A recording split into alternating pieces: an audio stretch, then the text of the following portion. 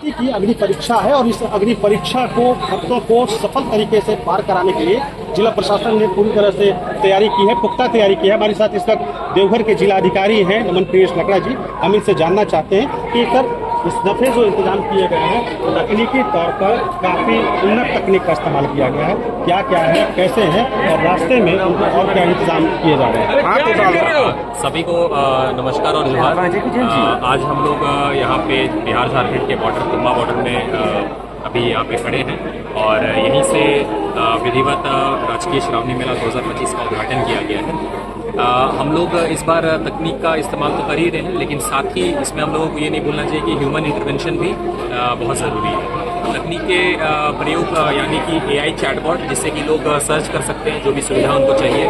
QR feedback mechanism, जिससे कि वो अपना फीडबैक, सुझाव, शिकायत दर्ज करा सकते हैं। हमारे जो भी नागरिक सुविधा जो हम लोग प्रदान कर रहे हैं, बुजुर्गों के लिए, दिव्यांगजनों के लिए और छोटे बच्चों के लिए हम लोग रिस्ट बैंड दे रहे हैं जो RFID टैग रहेगा, क्योंकि उनका सेफ एग्जिट भी जरूरी है। हम लोग ये पता लगा सकते हैं अपने इंटीग्रेटेड मेला कंट्रोल रूम से बैठ कर कि इन सभी तकनीक को देखकर कि क्राउड का मैनेजमेंट हम लोग किस प्रकार कर रहे हैं। इसके साथ ही हम लोग AI ड्रोन, ANPR कैमरा का इस्तेमाल कर रहे हैं और AI फेस रिकॉग्निशन कैमरा, ताकि हमारा हर दिन किस पर्टिकुलर पॉइंट में कितने श्रद्धालु उपस्थित हैं ये हम लोग देख सकें। आज पहली बार मजिस्ट्रेट और जो पुलिस की पदाधिकारियों की ब्रीफिंग होगी।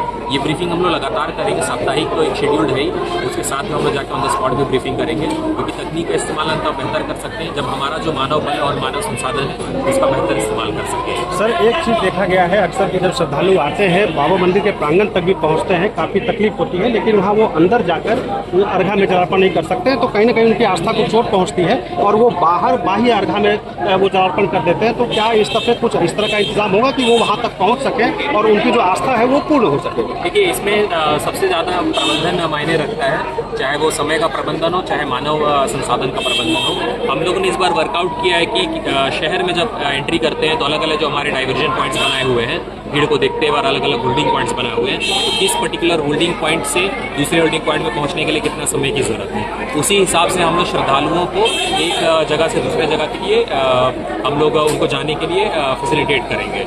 ये फैसिलिटेशन जब हम लोग बेहतर कर पाएंगे, साथ ही ट्रैफिक व्यवस्था हम लोगों ने इस तरह से रखा है कि जब जलार्पण होगी तब ट्रैफिक की एंट्री नहीं रहेगी और साथ ही जो ट्रैफिक है उसको हम लोगों ने प्रॉपर डाइवर्ट किया है।